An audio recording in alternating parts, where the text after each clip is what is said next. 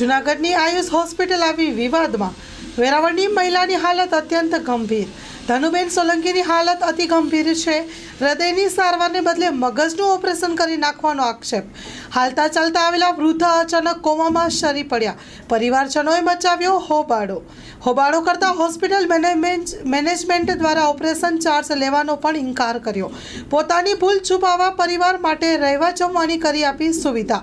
છેલ્લા 24 કલાકથી મહિલાને આઈસીયુમાં રાખવા છતાં ડોક્ટરો દ્વારા પરિસ્થિતિની જાણ કહેવામાં ન આવી। હાજર ડોક્ટરો પણ દર્દીની પરિસ્થિતિ અંગે જાણતા નથી તેવો પરિવારનો આક્ષેપ છે। Story report by Paresh Buddhbhatti. મારું નામ રમેશ સોલંકી છે અને મારા મમ્મીની તબિયત લથડતા ગત તારીખ 12 તારીખે અમે મારા મમ્મીને અહીંયા જૂનાગઢ ખાતે અમે વેરાવળ પહેલાં બતાવ્યું હતું। વેરાવળથી એન્જિયોગ્રાફીનો ડૉક્ટર હાજર ના હોવાને કારણે અમને આ આયુષ હોસ્પિટલ રિકમેન્ડ કરવામાં આવ્યું હતું। એટલે 12 તારીખે અમે રાત્રે 11 વાગ્યાના આશરે આ હોસ્પિટલની અંદર અમે મારા મમ્મીને લઈ આવ્યા હતા। જ્યારે મમ્મીને લઈને આવ્યા ત્યારે એકદમ શુદ્ધ હાલતમાં હતા, કોઈ પણ જાતનું કંઈ પ્રોબ્લેમ નથી। મમ્મી એકદમ બોલતા ચાલતા હસતા ખેલતા હતા। જ્યારે અમે અહીંયા ડૉક્ટરની ત્યાં અહીંયા લઈને આવ્યા ત્યારે અમને જે મમ્મીએ જે છાતીની ફરિયાદ કરી હતી અમે અહીંયા વર્ણવી અને મમ્મીને ઇમરજન્સીની અંદર લઈને ડૉક્ટરે સારવાર ચાલુ કરેલ છે। ડૉક્ટરે સારવાર જ્યારે ચાલુ કરી ત્યારે અમને કહેવામાં આવ્યું કે આમને અમે ઇન્જેક્શન એક આપીએ છીએ જેથી કરીને એમનું બ્લડ જે છે તે પાતળું થઈ જાય। પણ બ્લડ પાતળું જ છે એ કેમ ખબર પડી ડૉક્ટરને? મારો પ્રશ્ન બ્લડ પાતળું છે એ ડૉક્ટરને કેમ ખબર પડી? ડૉક્ટરને બ્લડ પાતળું છે કે જાડું છે તો એન્જિયોગ્રાફી કર્યા પછી જ ખબર પડે।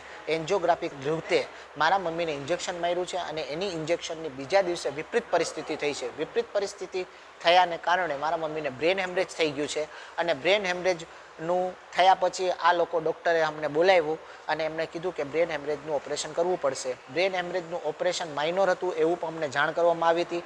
પણ આ માઇનોર ઓપરેશન કર્યા પછી મારા મમ્મીને 2 કલાકની અંદર જ બીજી મગજની 3 થી 4 વેન બ્લોકેજ થઈ ગઈ છે। અત્યારે મારી મમ્મીની પરિસ્થિતિ અત્યારે હાલ ગંભીર છે, એકદમ નથી બોલી શકતા, નથી ચાલી શકતા અને નથી બોડીનું પણ reaction.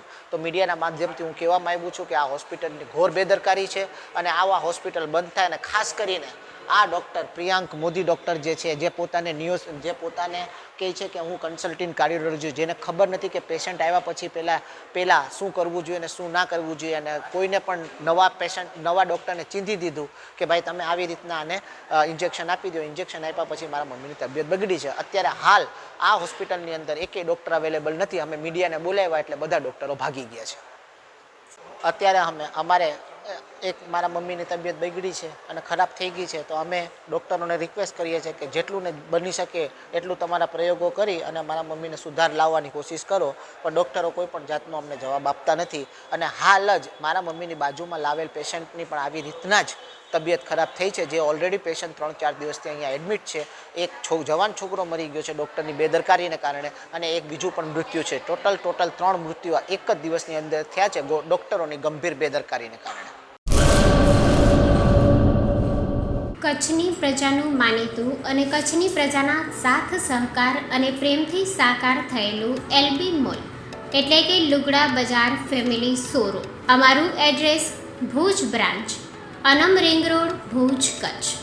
Mobile number 8980413537। Mandvi branch, Nandanvan society, Mandvi, Bhuj highway, market યાર્ડની બાજુમાં, માંડવી, કચ્છ।